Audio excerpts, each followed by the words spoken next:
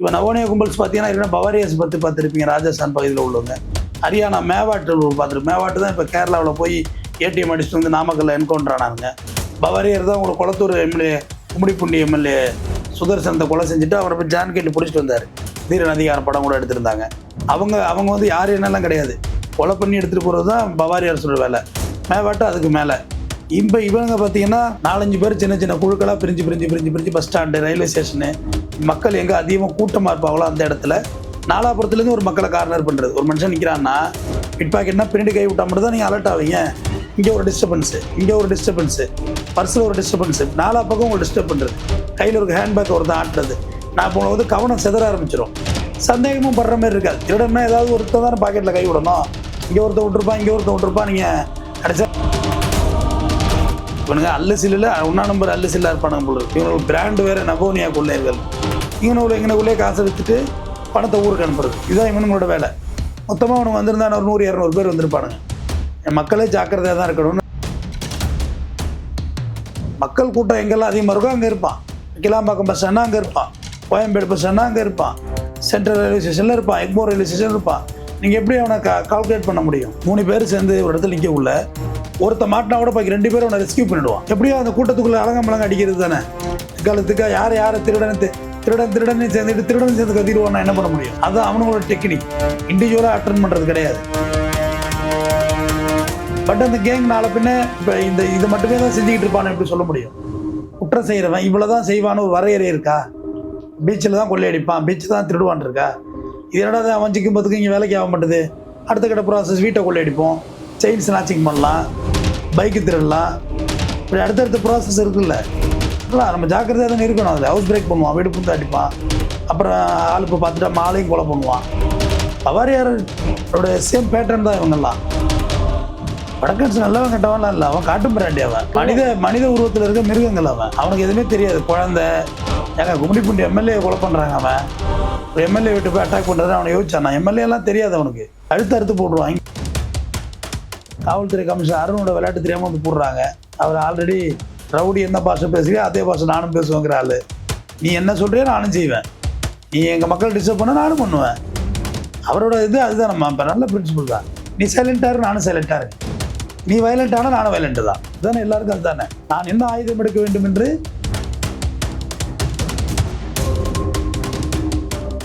நிம்மதி property management. Contact 7667008800. ரகரம் voice நேயர்களுக்கு வணக்கம். இன்று நம்முடன் இணைகிறார் குற்றவியல் வழக்கறிஞர் முனைவர் RS தமிழ்வேந்தன் அவர்கள். வணக்கம் சார். வணக்கம். இப்ப பாத்தீங்கன்னா நவோனியா அப்படின்ற கும்பல் ஜார்க்கண்ட்ல இருந்தும் வெஸ்ட் பெங்கால்ல இருந்தும் சென்னைக்கு வந்து சென்னை மக்களோட கவனத்தை திருப்பி அவங்களோட செல்போன் பணத்தெல்லாம் திருடிட்டு இருக்காங்க. ஸோ இதை பத்தி நீங்க என்ன சொல்றீங்க? இல்லை, மாநகராட்சி கமிஷனர் இதை பற்றி சர்க்குலர் விட்டுருக்காரு. ஏன்னா அவங்கள நீங்கள் தனிப்பட்ட முறையில் அடையாளப்படுத்தவே முடியாது. சென்னை, திருப்பூர்லாம் நீங்கள் ஃபுல்லாகவே நார்த் இந்தியன்ஸாக இருக்காங்க. பொதுவாகவே எல்லா நார்த் இந்தியன்ஸும் திருடனும் கிடையாது. வந்திருக்க நல்லா இங்கே வேலைக்கு வந்திருக்கவங்க எல்லாம் திருடனும் கிடையாது. திருடன் எல்லாம் வேலைக்கும் வரல. இப்போ நவோனியா கும்பல்ஸ் பார்த்தீங்கன்னா பவாரியாஸ் பற்றி பார்த்துருப்பீங்க, ராஜஸ்தான் பகுதியில் உள்ளவங்க. ஹரியானா மேவாட்டு மேவாட்டு தான் இப்போ கேரளாவில் போய் ஏடிஎம் அடிச்சுட்டு வந்து நாமக்கல்ல என்கவுண்டர் ஆனாங்க. பவாரியார் தான் உங்களுக்கு குளத்தூர் எம்எல்ஏ, கும்மிடிப்பூண்டி எம்எல்ஏ சுதர்சனத்தை கொலை செஞ்சுட்டு அவரை போய் ஜான்கேட்டில் பிடிச்சிட்டு வந்தார். தீரன் அதிகாரம் படம் கூட எடுத்திருந்தாங்க. அவங்க வந்து யார் என்னெல்லாம் கிடையாது, கொலை பண்ணி எடுத்துகிட்டு போகிறது தான் பவாரியார்ஸோட வேலை. மேவாட்டு அதுக்கு மேலே. இப்போ இவங்க பார்த்தீங்கன்னா 4-5 பேர் சின்ன சின்ன குழுக்களாக பிரிஞ்சு பஸ் ஸ்டாண்டு, ரயில்வே ஸ்டேஷனு, மக்கள் எங்கே அதிகமாக கூட்டமாக இருப்பாங்களோ அந்த இடத்துல நாலாபுரத்துலேருந்து ஒரு மக்களை கார்னர் பண்ணுறது. ஒரு மனுஷன் நிற்கிறான்னா பிட் பாக்கெட்னா பின்னாடி கை விட்டால் மட்டும் தான் நீங்கள் அலர்ட் ஆவீங்க. இங்கே ஒரு டிஸ்டர்பன்ஸு, பர்ஸில் ஒரு டிஸ்டர்பன்ஸு, நாலா பக்கம் உங்களை டிஸ்டர்ப் பண்ணுறது, கையில் ஒரு ஹேண்ட்பேக் ஒருத்தன் ஆட்டுறது. நான் இப்போ வந்து கவனம் செதற ஆரம்பிச்சிடும். சந்தேகமும் படுற மாதிரி இருக்காது. திருடன்னா ஏதாவது ஒருத்தர் தானே பாக்கெட்டில் கை விடணும். இங்கே ஒருத்தர் விட்டுருப்பான், நீங்கள் கடைசியாக ரயில் டிக்கெட்லாம் வாங்கிட்டு அப்பாடா டிக்கெட் கிடச்சிச்சு ஊருக்கு போகலான்னு பார்த்தா அவங்க பர்ஸ் எதுவுமே இருக்காது, செல்ஃபோன் இருக்காது. இதுதான் இவனுங்களோட வேலை. இவனுங்க அல்லசில்ல 1 நம்பர் அல்லசில்லா இருப்பானுங்க போல இருக்கு. இவங்களுக்கு பிராண்டு வேறு நவோனியா கொள்ளையர்கள்னு. இங்கனக்குள்ளே காசை விற்றுட்டு பணத்தை ஊருக்கு அனுப்புறது, இதுதான் இவனுங்களோட வேலை. மொத்தமாக அவனுக்கு வந்திருந்தா ஒரு 100-200 பேர் வந்திருப்பானுங்க. என் மக்களே ஜாக்கிரதையாக தான் இருக்கணும்னு காவல்துறை எச்சரிக்கை விடுறாங்க. ஏன்னா அவங்கள தனிப்பட்ட முறையில் ஐகான் பண்ண முடியல. இவங்க எப்படி இருப்பாங்க, இவங்களோட செயல்பாடு என்னவாக இருக்கும், இவன் எங்கே தங்குவான், எதுவுமே கிடையாது. மக்கள் கூட்டம் எங்கெல்லாம் அதிகமாக இருக்கோ அங்கே இருப்பான். கிளாம்பாக்கம் பஸ் ஸ்டாண்டா அங்கே இருப்பான், கோயம்பேடு பஸ் ஸ்டாண்டா அங்கே இருப்பான், சென்ட்ரல் ரயில்வே ஸ்டேஷனில் இருப்பான், எக்மோர் ரயில்வே ஸ்டேஷன் இருப்பான். நீங்கள் எப்படி அவனை கால்குலேட் பண்ண முடியும்? இப்போ 3 பேர் சேர்ந்து ஒரு இடத்துல நிற்கக்குள்ள ஒருத்த மாட்டினா கூட பாக்கி 2 பேரும் அவனை ரெஸ்கியூ பண்ணிடுவான். எப்படியோ அந்த கூட்டத்துக்குள்ளே அலங்கமலங்க அடிக்கிறது தானே. திக்காலத்துக்கா யாரை திருடன்னு சேர்ந்துட்டு திருடன் சேர்ந்து கத்திடுவான்னா என்ன பண்ண முடியும்? அதுதான் அவனுங்களோட டெக்னிக். இண்டிவிஜுவலாக அட்டன் பண்ணுறது கிடையாது. அதனால் அவனுங்கள்ட்ட ஜாக்கிரதையாக தான் இருந்தால் அவனோட வழியும் கிடையாது. ஏன்னா ஒரு பிட் பாக்கெட் அப்படிங்கிறது வந்து ஒரு சாதாரண விஷயமா தெரியும். ஆனால் அதில் உள்ள அந்த பர்ஸோட வேல்யூ நமக்கு தான் தெரியும். அதில் பர்ஸ்லாம் பணம் இருக்காது. நவோனியாக்குள்ளே இருக்கலே நான் அவனை அப்டேட் இல்லாமல் இருக்க. அவனை பர்ஸ்லாம் பணம் யார்கிட்ட இருக்குது? எல்லாம் கார்ட்ஸ் தான் வச்சுருக்கோம். அந்த கார்டை கொண்டு போய் என்ன செய்ய போகிற? எல்லா பாஸ்வேர்டும் நம்மள்ட்ட இருக்கும். 10 நிமிஷத்தில் பேங்கில் கூட்ட சொல்லி எல்லாத்தையும் லாக் பண்ணிடலாம். செல்ஃபோன், இந்த செல்ஃபோன் என்ன ஆகிட போகுது? விலையே இல்லாமல் போயிட்டு, செல்ஃபோனுக்கு வந்து இன்றைக்கி வந்து விலையே இல்லாமல் போயிட்டு இந்த செல்ஃபோனை கொண்டு போய் என்ன செய்ய போகிறாங்க? 10,000 ரூபாய்க்கு புது ஃபோனே இருக்கே, ஆண்ட்ராய்டு ஃபோனே கிடைக்குது 10,000 ரூபா 20,000 ரூபாய்க்கு. செகண்ட் ஹேண்டில் கொண்டு எங்கே வைக்கிறது? அது ஐஎம்ஐ நம்பர் இருக்குது, செல்லே நம்ம லாக் பண்ணிடலாம். எனக்கு வேண்டாம், யாருக்கும் வேண்டாம் அந்த செல்ஃபோன், பிளாக் பண்ணுன்னு. ஏன்னா திருட்டு செல்ஃபோனை வாங்குற அளவுக்கு சென்னையில் யாரும் இங்கே இன்னும் முட்டாள்கள்லாம் கிடையாது. எல்லாருக்கும் விவரம் தெரியும். அதை வாங்கவும் மாட்டான். அவன் வந்து நார்த் இந்தியன் அந்த எஃபோர்ட்டில் வர்றான். பட் போலீஸ் சர்க்குலர் என்ன சொல்லுதுன்னா, நம்ம செல்ஃபோனை லாக் பண்ணாலுமே ஃபோனு லாஸ் ஆகிடுதுல்ல, கான்ட்ராக்ட்ஸ் போய்டும். அதில் உள்ள கான்ட்ராக்ட்ஸு, ஃபோட்டோஸு, வீடியோஸ் எல்லாமே வீணாக போய்டும். அதனால் கவனமாக இருக்க சொல்லியிருக்காங்க. மற்றபடி அவனுங்க கூட்டமாக இருக்கிற இடத்துல நம்ம கேர்ஃபுல்லாக இருந்துக்க வேண்டியதான். எல்லா இடத்துலையும் பாதுகாப்பாக தானே இருக்கணும். திருட்டு பசங்கள்டையும் ஜாக்கிரதையாக இருந்துக்க வேண்டியதான். இப்போ இந்த ஃபோன் எல்லாம் திருடுறாங்க, இது வேல்யூ இல்லைன்னு சொல்கிறீங்களா சார்? ஸோ இப்போ வந்து படிக்காத சில பேர் இன்னுமே வந்து கையில் காசு வச்சுட்டு தான் சுற்றிட்டு இருப்பாங்க. ஏன்னா இப்போ ஜிபேன்றது இப்போ யூஸ் பண்ணுறாங்க. அதுக்கு முன்னாடி இருந்தவங்களாம் இப்போ ஜிபே அந்த அளவுக்கு யூஸ் பண்ணுறாங்களான்னு தெரியாதுல்ல சார். பேமெண்ட்டு பெருசாக இல்லை. ரயில்வே ஸ்டேஷனில் போய் நம்ம எல்லா இடத்துலையும் ஜிபே வந்துருச்சு. யார்கிட்டையும் காசு கையில் இருக்க வாய்ப்பில்லை. இருந்தால் கூட ஒரு 5,000 ரூபா 2,000 ரூபா இந்த ரேஞ்சுக்குள்ளே இருக்கும். பர்ஸில் அவ்வளோதான் 400-500 தாள் வச்சுக்கலாம். அதுவே தான் ஆல்ரெடி ப்ரெக்னென்ட் லேடி மாதிரி இவ்வளோ பெருசு இருக்கம்மா, 1008 கார்டு வச்சுருக்கோம். அதில் என்ன இருக்குது? அதில் பணம்லாம் கம்மியாக தான் இருக்குது. இவனுங்களோட அந்த 2,000-1000 கூட தாங்க முடியாத இழப்பு தானே. ஒரு 100 ரூபாய் செலவழிச்சிட்டா ஓகே, தொலைச்சிட்டோம்னா கஷ்டமாக தானே இருக்கும். அதனால் இவர்கள்ட்ட நம்ம ஜாக்கிரதையாக தான் இருக்கணும். இல்லை, நம்மளும் இந்த அளவுக்கு அப்டேட் ஆகிருக்கோம். எப்படி திருடுற அவங்களும் அதை விட அப்டேட் ஆகிருப்பாங்க தான். ஸோ திருடுறவங்க ஸோ இப்படி இருக்கும்போது ஃபோன் எல்லாம் திருடி அவங்க ஊருக்கு எடுத்துகிட்டு போய் விற்க மாட்டாங்களா? ஸோ நீங்கள் சொல்கிறீங்க சென்னையிலலாம் விற்க வாய்ப்பே இல்லை அப்படின்ற மாதிரி சொல்கிறீங்களா? வாங்க வாய்ப்பு இல்லையா? விற்கலாம், அதான் வாங்க வாய்ப்பு இல்லை. ஸோ அவங்க ஊருக்கு எடுத்துகிட்டு போயிட்டு அப்படி அவங்க ஊருக்கு எடுத்துகிட்டு போய் வைக்கலாம். பட் ஐஎம்ஐ நம்பர் கொடுத்து மொபைலை லாக் பண்ணிட்டா என்ன ஆக போகுது? நெட்வொர்க்கே வேலை செய்யாது, டவரே வேலை செய்யாதுல்ல. பிளாக் பண்ணிடுவீங்களா மொபைலை? மேக்ஸிமம் இந்த மொபைலில் பாஸ்வேர்டு, விரல் பாஸ்வேர்டு, இது எல்லாத்தையும் நீங்கள் சாஃப்ட்வேர் ரீஅப்டேட் கொடுத்து ஃபோனை ஓப்பன் பண்ணலாம். ஐஎம்ஐ நம்பர் கொடுத்து ஃபோனில் லாக் பண்ண வேண்டியது. சிம்மு வேலை செய்யாதுல்ல, அதை வாங்கி என்ன செய்ய போகிறாங்க? டவர் காமிக்காது. இன்ஃபேக்ட் சில ஃபாரின் மொபைல் இங்கே டவர் வேலை செய்யாது, தெரியுங்களா? அது சைனா மொபைல்லாம் வந்துட்டு இருந்துச்சு. இப்போ சைனா மொபைல் இங்கே வேலை செய்யாது, டவர் எடுக்காது, அந்த ஐஎம்ஐ நம்பருக்கு சப்போர்ட் பண்ணாது. ஸோ அதெல்லாம் அவனுக்கு தெரியல. அவனுக்கு மொழியில் எவனாவது சொல்லிக் கொடுங்க. அவனுக்கு ஜார்க்கண்ட் மொழியில், வெஸ்ட் பெங்கால் மொழியில் சொல்லிக் கொடுங்க. எல்லாம் இங்கே வேலைக்கு ஆகாத தம்பின்னு அவனுக்கு மாதிரி இறங்கிட்டானுங்க. பட் அந்த கேங் நாளை பின்ன இப்போ இதை மட்டுமே தான் செஞ்சுக்கிட்டு இருப்பானு எப்படி சொல்ல முடியும்? குற்றம் செய்கிறவன் இவ்வளோ தான் செய்வான்னு ஒரு வரையறை இருக்கா? பீச்சில் தான் கொள்ளையடிப்பான், பீச்சில் தான் திருடுவான் இருக்கா? இது என்னடா அவன் சிக்கும் பத்துக்கு இங்கே வேலைக்கு ஆக மாட்டுது. அடுத்த கட்ட ப்ராசஸ் வீட்டை கொள்ளையடிப்போம், செயின் ஸ்நாச்சிங் பண்ணலாம், பைக்கு திருடலாம், இப்படி அடுத்தடுத்த ப்ராசஸ் இருக்குல்ல. அதெல்லாம் நம்ம ஜாக்கிரதையாக தானே இருக்கணும். அதில் ஹவுஸ் பிரேக் பண்ணுவான், வீடு புந்து அடிப்பான், அப்புறம் ஆளுப்பு பார்த்துட்டா மாலையும் கொலை பண்ணுவான். பவாரியாரோட சேம் பேட்டர்ன் தான் இவங்கெல்லாம். பட் இவனுங்க அதில் சில்லி திருடன்ஸ். இவங்க சீப்பான ஆளுங்க. அவனும் பெரிய கொலை பண்ணுவான், இவனும் பண்ணுவான், பண்ண மாட்டான்னு எப்படி இருக்கு? நீங்க சொன்னீங்க வடக்கன்லாம் அந்த அளவுக்கு தப்பு பண்றவங்க இல்லை, கொஞ்சம் நல்லவங்க இருக்காங்க அப்படின்ற மாதிரி சொல்லியிருந்தீங்க. ஸோ ஆனால் இப்போ நிறைய தப்பு பண்றவங்க பார்த்தீங்கனாலே அது வடக்கன்ஸாக தான் இருக்காங்க. மோஸ்டா அப்படி தானே சார் கைது பண்றாங்க? வடக்கன்ஸ் நல்லவன் கெட்டவன்லாம் இல்லை, அவன் காட்டு பிராண்டி. அவன் கரெக்டு தான் சார். மனித உருவத்தில் இருக்க மிருகங்கள். அவனுக்கு எதுவுமே தெரியாது. குழந்தை கும்மிடிப்பூண்டி எம்எல்ஏ கொலை பண்ணுறாங்க. அவன் ஒரு எம்எல்ஏ விட்டு போய் அட்டாக் பண்ணுறது அவனை யோசிச்சான். எம்எல்ஏலாம் தெரியாது அவனுக்கு, கழுத்து அறுத்து போட்டுருவான். இங்கே சீர்காழியில் கொலை பண்ணானுங்க, நகைக்கடையில் அவங்க வீட்டிலே வேலை பார்த்து கழுத்து அறுத்துட்டாங்க எல்லாரையும். அதேமாரி இங்கே மயிலாப்பூரில் தாத்தா பாட்டியை கொலை பண்ணான். அவன் வீட்டில் 18 வருஷம் வேலை பார்த்தவங்க, வீடே வாங்கி கொடுத்துருக்காங்க அவனுக்கு, கழுத்து அறுத்து போட்டான். இந்த மேவாட்டு கொள்ளையர்கள் வந்து அடித்தானுங்களே இங்கே கேரளாவில் ஏடிஎம்மை. அங்கே எல்லாரும் தேடிக்கிட்டு இருந்தது ஒரு டிசைர் காரை. ஆனால் ஆக்சுவலாக டிசைர் காரை இது கண்டெய்னர் காரில் ஏற்றிட்டான். அந்த ஷட்டரை கீழே போட்டால் கீழே விழுமா அந்த டோரு, சர்னு கால் மேரிட்டு. போலீஸ் எல்லாம் காரை தேடிட்டு இருக்கான், இது லாரியில் போகுது. ஒரு 250 ரூபா டோல்கேட்டு கேட்டு தான் அவனை பிடிச்சிருக்க மாட்டாங்க. போலீஸ் அவனுக்கு யாரை பார்த்தாலும் போலீஸ் மாதிரி தானே தெரியும் அவனுக்கு. மடக்கிறாயின் டோல்கேட்டை உடைச்சிட்டான். உடைச்சி லாரி எவ்வளோ வேகமாக போயிட போகுது, விரட்டிட்டு வந்தோடனே. அப்போ கூட 250க்கு 500 ரூபா கொடுத்தா போயிருப்பாங்க டோல்கேட்டுக்காரனுங்க, செலவு ஏற்றுக்கிறோம்னு. இவன் லாரியை நிப்பாட்டமாக அங்கே இங்கேயும் இடிக்க ஆரம்பிச்சிட்டானோ, கென்னு எடுத்துட்டானோ உள்ளேருந்து.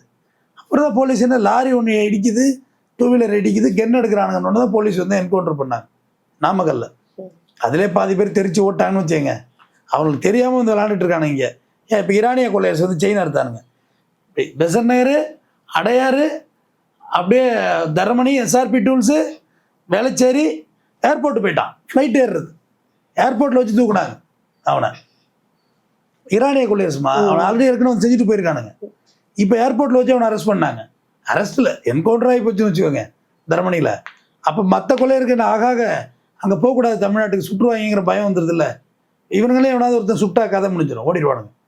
அது என்ன சார் புதுசா நவோனியா அப்படின்ற ஒரு பேர் அவங்களுக்கு? அவனோட இனக்குழு பேருமா அது நவோனியாங்கிறது. மேவாட்டுங்கிறது மாதிரி அவனை இனக்குழு. அது மேவாட்டுங்கிறது எக்ஸாக்ட்லி பிளேஸ் பேர் தான். பவாரியர்ஸ் வந்து அந்த இனத்தோட பேர். ஆக்சுவலாக ராஜபுத்திரர்கள்னு சொன்னாங்க, வரலாறு 2ஆக திரிச்சு சொல்கிறாங்க.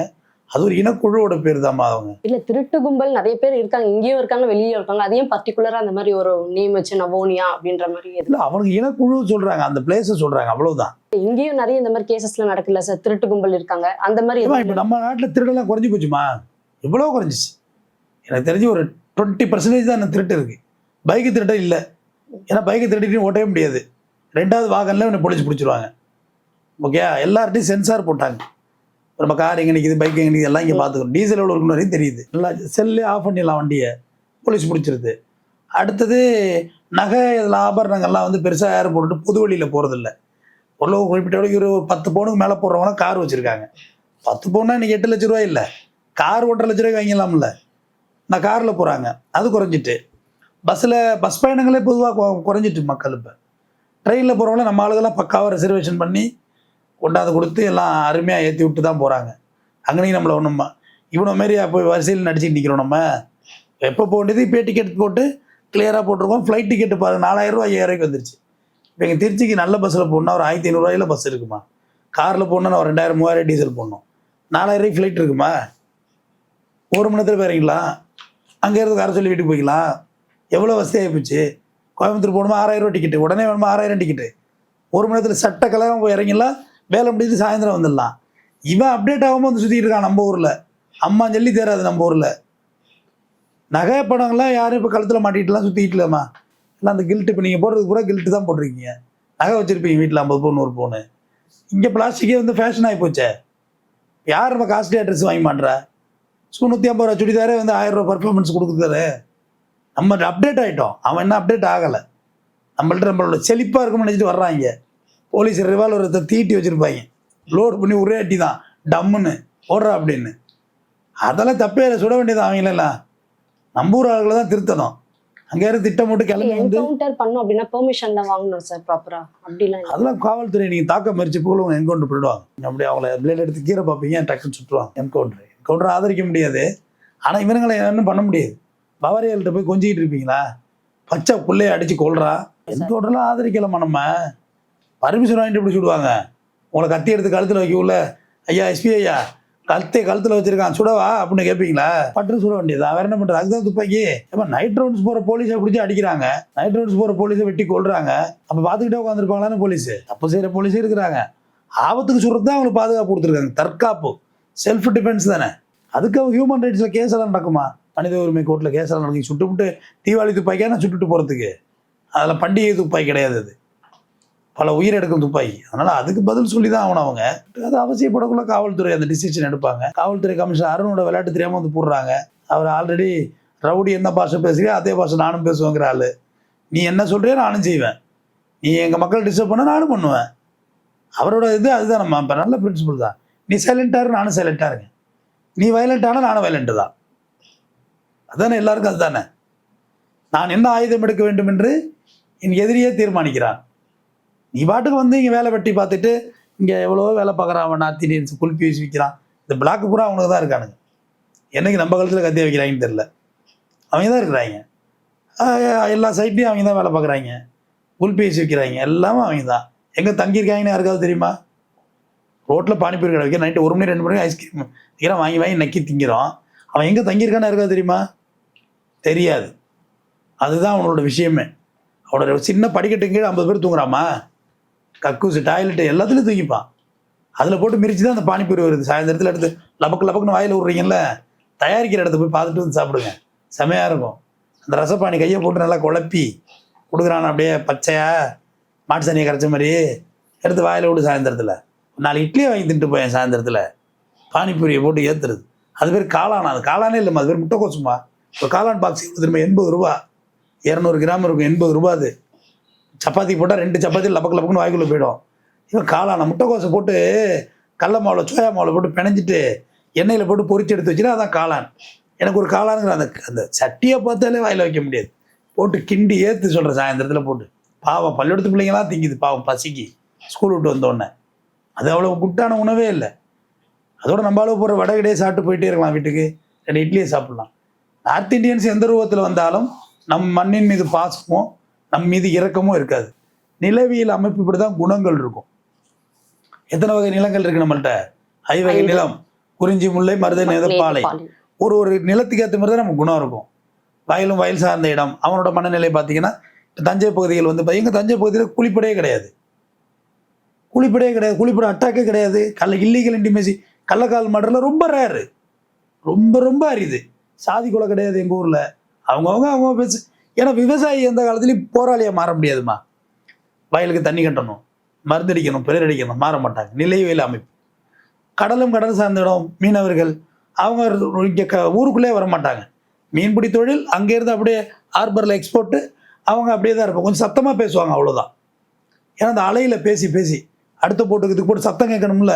ஒரு எப்பயுமே இறைச்சல் இருந்துகிட்டு இருக்கும் அந்த இடத்துல. அலை அடிச்சுக்கிட்டே இருக்குல்ல, கொஞ்சம் ஒளியாக பேசுவாங்க. ஒரு நிலை பாலைவனத்தில் ராஜசாலை உள்ளவனுக்கு என்ன செய்ய முடியும்? வறண்ட நிலம், டெசர்ட்டு, பாலைவனம். அவனுக்கு வேறு தொழிலே தெரியாது, திருட தான் தெரியும். வேறு எப்படி முடியும் அவனால் சர்வே பண்ண முடியும்? நிலவியல் அமைப்பு பண்ணுறது தான். ஊட்டி கொடைக்கானல்லாம் இருக்குல்ல, அங்கே ஏதாச்சும் கூலிப்பட கொலை கேள்விப்பட்டிருக்கீங்களா? கீழேருந்து அழைச்சிட்டு போய் தான் மேலே கொலை பண்ணுவாங்க. டூர் அழைச்சிட்டு போகிறேன்னு புருஷன் அழைச்சிட்டு போய் எஸ்எம்எஸ் கொடுத்து கூலிப்பட வச்சு கொள்வது. அங்கே உள்ளவங்க பண்ண மாட்டாங்க. ஏன்னா அந்த கிளைமேட் சில்லாகவே இருக்கும். உங்கள் மைண்ட் செட் ஆல்சோ காம் டவுனாக இருக்கும். சைக்காலஜியாக சொல்கிறேன், காமாகவே இருக்கும். மார்கழி மாதம் மனசு இருக்குல்ல, அமைதியாக இருக்கும். பக்தி பழமாக ஆகிடுவான்லாம் சபரிமலைக்கு மாலை போட்டு. கந்த சஷ்டி கவசமாக ஓட எங்கிட்டு போனாலும் டீ கடையில். அதே நேரம் மே மாதத்தில் அப்படி இருக்க மாட்டோம், பயங்கர ரெக்கடாக இருப்போம், வெயில் எரிச்சலாக வருது. அதனால் நிலவியல் அமைப்படியே அவன் அப்படி தான் இருப்பான். அவனை கொண்டா வச்சு செல்லம் கொஞ்சாதீங்க, தள்ளியே வச்சுருங்க. வேலை முடிஞ்சால் போட, அவ்வளோதான். அவனுக்கு முன்னாடி நகையை பொறுக்குது, நகை கடைக்கு போகிறது, இதெல்லாம் வச்சுக்கக்கூடாது. இவன் நகை அடவு வைக்க போயிருப்பான், நகையெல்லாம் நகை கடைக்கு போயிருக்கோம். இது நகை கடைக்கு போயிட்டு வந்திருக்கான், அச்சச்சி கம்கரேன்னு போட்டு ஒரே விட்டு. என்னடா வேறு நகை பில்லா படிக்கவும் தெரியாது அவனுக்கு. அப்புறம் அவங்ககிட்ட எப்பயுமே ஜாக்கிரதையாக இருங்க. ஒரு கொள்ளையர்களாக வந்து நம்மள்ட்ட வந்துட்டு வாங்கிட்டு தான் போயிருக்கான். நவோனியா கொள்ளையர்களுக்கும் தக்க உரிய பாடத்தை தமிழ்நாடு காவல்துறை, தமிழ்நாடு அரசு கண்டிப்பாக நடத்தும். தொடர்ந்து பேசுவோம். நன்றி.